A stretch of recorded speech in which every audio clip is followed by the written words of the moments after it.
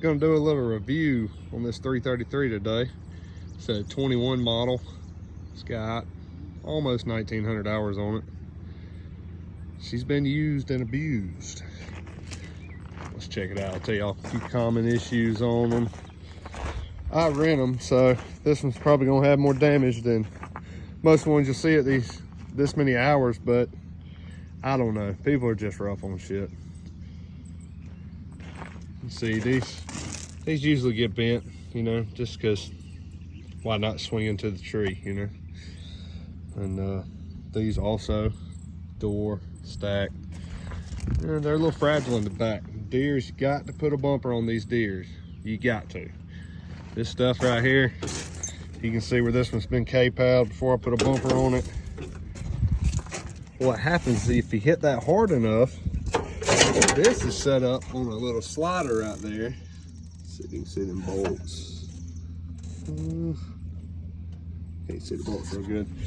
Which anyway, this thing can slide back and forth. This whole assembly with a radiator and everything, about 3 inches. So when that slides, that radiator bracket right there that protects the tank knocks the O2 sensor off. It's happened a few times on this machine.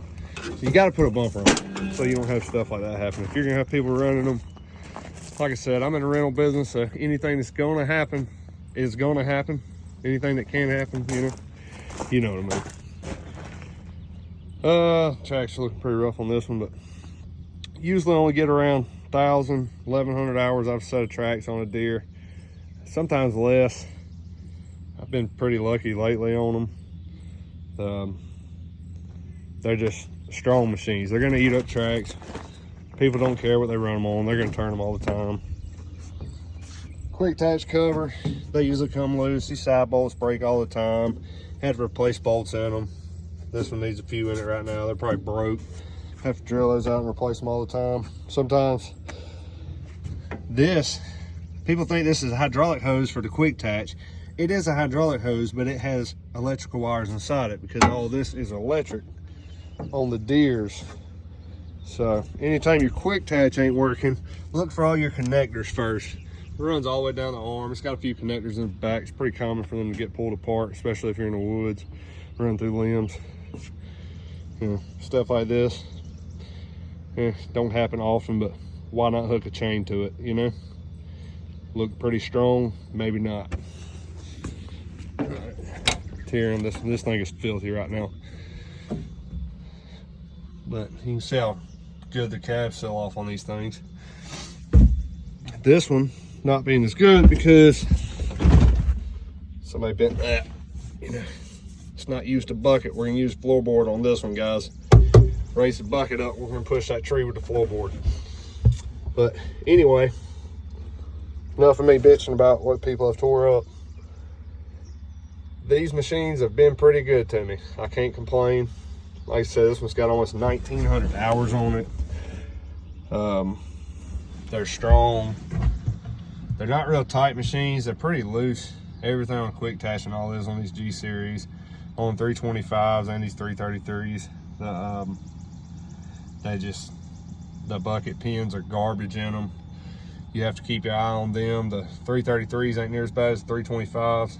I'll do a review on the 325s also, but as long as you keep them tight and you grease them, which most people don't these days for some reason.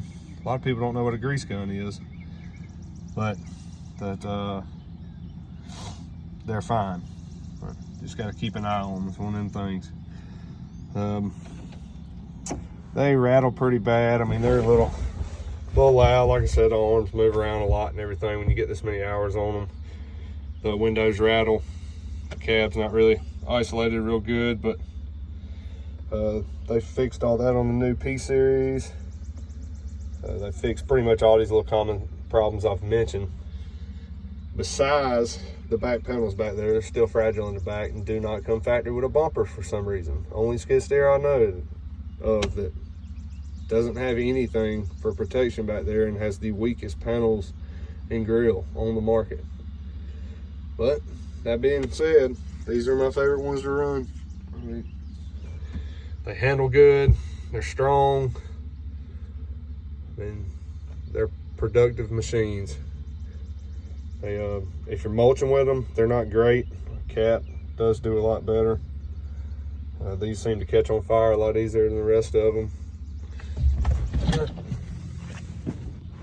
Got to put a demo door on them if you're in the woods or renting them like I do, because they won't last long. I like the simplicity of the Deeres. Servicing them's easy. Pull this up, pull these panels off right here. Let's see, that one's got something on that cooler before, but not a big deal. Air filter's right there. Coolant's right there. Hydraulic fluids, pain in the ass put in these 333s.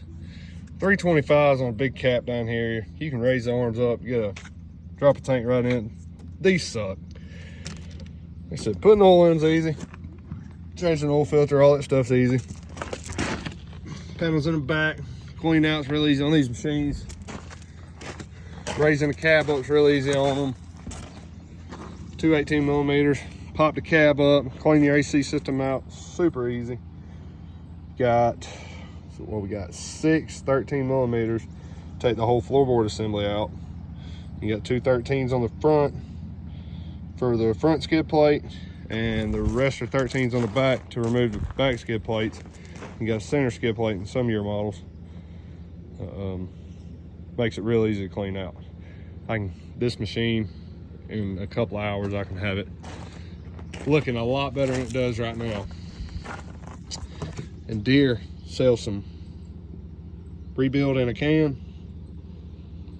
Yep, like the old Derek Vice Grip. Rebuild this unit for about $40.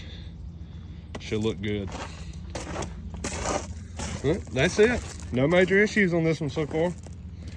Yeah, knock on wood.